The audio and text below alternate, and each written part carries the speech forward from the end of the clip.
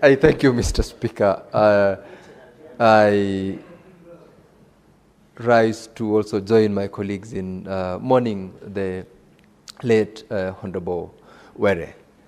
And as everyone has said, one life is as important as the rest of us. Losing one man, whether he's a member of parliament, whether he's not a member of parliament, is so painful to the country that whenever we have an incident like the circumstances that led to the passing on of the Honorable Were, everyone would condemn in the strongest terms possible. And even as we mourn him, we also call upon the relevant government agencies and institutions involved in the investigations to ensure that it is not only going to get us to the bottom of what caused the assassination of Honorable Were, but also the security of the rest of us Kenyans. Whenever such incidents happen, everyone else feels unsafe, and we would want to live in a country where you can see tomorrow because of the security situation that the country is experiencing.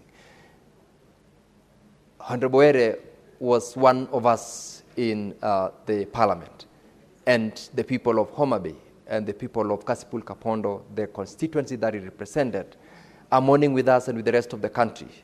And we ask that his soul be rested in eternal peace, and urge Kenyans to also be calm, keep calm, and be at peace to allow the relevant government institutions to conduct their investigations and hopefully get to the bottom of it and give the country a report as to the cause of this very painful death.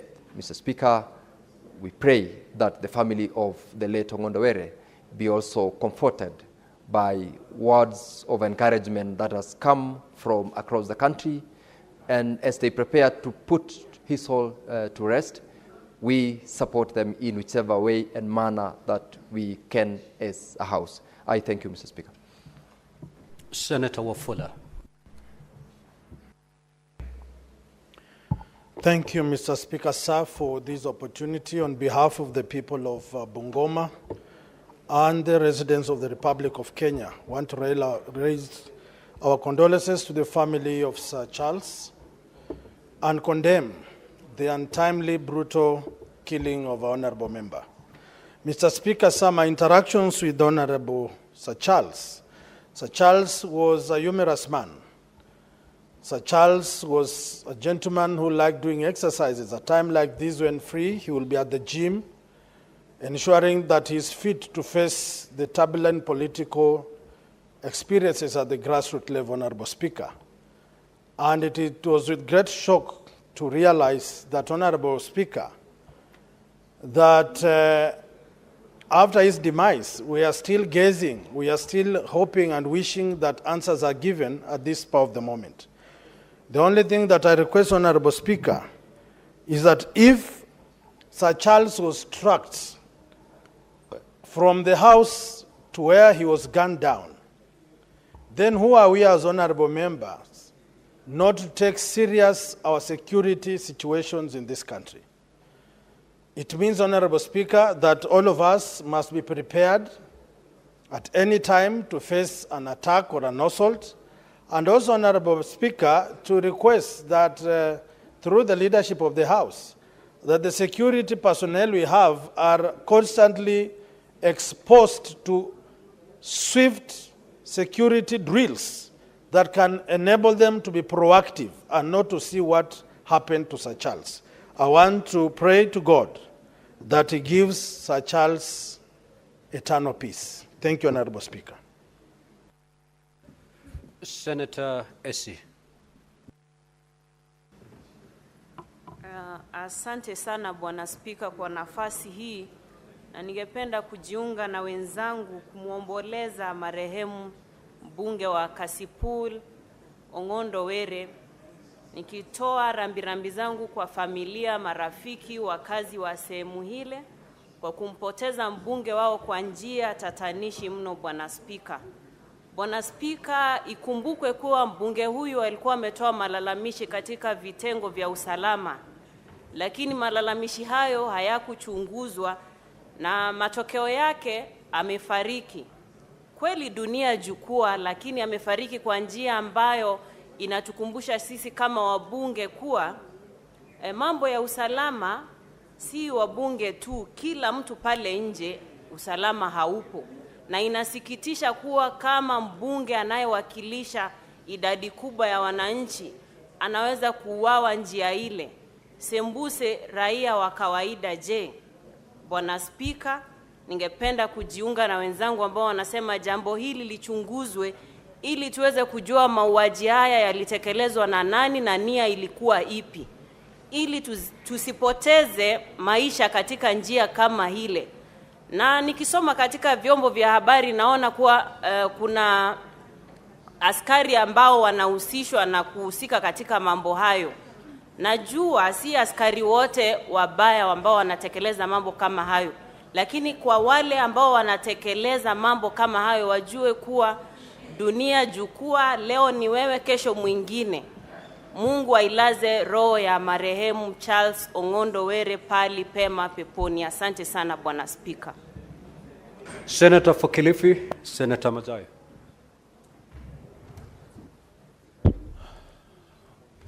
Asante mstahiki Spika. Mstahiki Spika, kwanza nataka kutoa rambirambi zangu kwa familia na jamii, marafiki na wale wote waliokuwa karibu na familia ya Charles Ong'ondo Were. Bwana Spika, kama tunavyoelewa ni kwamba familia hivi sasa wanalia kwa sababu walipoteza mzee wao. Familia ya Mheshimiwa Were ni familia ambayo katika huzuni wakati huu.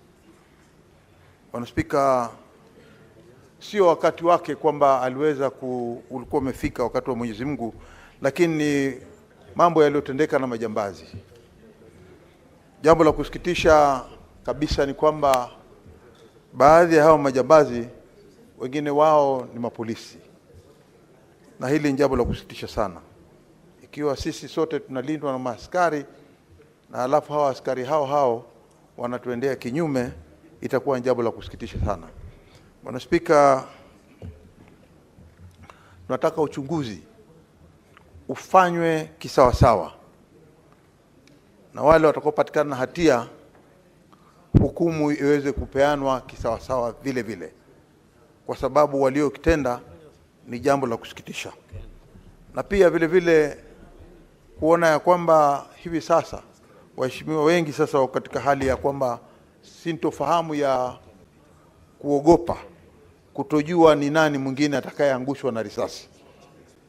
Bwana Spika, tunaomba tu ya kwamba wale maaskari hata wale wote waliohusika, ni kwamba kile kitendo kilichofanyika ni kitendo kimefanyika kwa mheshimiwa, na tujue hawa waheshimiwa wengine pia, hata ikiwa huko na askari, lakini ikiwa askari atakuwa hawezi kutetea, itakuwa jambo pia vile vile kusikitisha.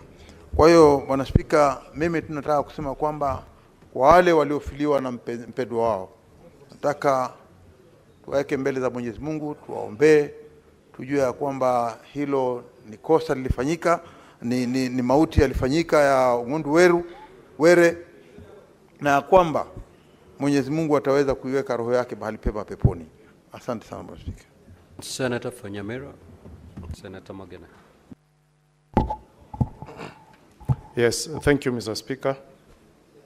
Mr. Speaker, it's with deep feelings of sadness and grief that I also convey my message of condolences to the family of our departed colleague, Ong'ondo Were, whom I personally knew and interacted with last time ODM Azimio had a meeting in Oyugis. Mr. Speaker, we all must join hands in condemning this senseless act of murder.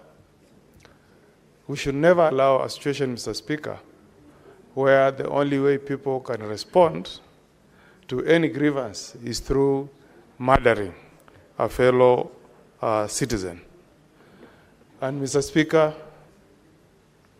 this also calls for the government to ensure that the security of all Kenyans, not just honorable members of parliament, that for all Kenyans, their security should be guaranteed, their security should be secure, Mr. Speaker. We look to no one else but other than the government of the day to ensure that our security is guaranteed. Mr. Speaker, I hope that all security agencies will do all that is humanly possible to apprehend those who are behind the killing of Honorable Ong'ondo Were. Mr. Speaker, the only way you can deter future crime is by ensuring that those who plan and execute such murders, Mr. Speaker, are apprehended, brought to book, and made to pay painfully for the crimes that they have committed. But I've also gone through serious reflection, Mr. Speaker. I've looked at social media and seen the kind of hatred and anger that Kenyans have against us, members of parliament. And I've just wondered, is it that Kenyans are in a state of hopelessness, or is it that we have let down Kenyans? What would make me sit here and celebrate if, by God forbid, my colleague Senator Cheruiyot drops dead? I mean, how inhuman can citizen be against a fellow countryman or woman? I mean, what I read in the social media made me wonder. And I want to travel all the way to Kasipul, to look at the people of Kasipul, just to understand what.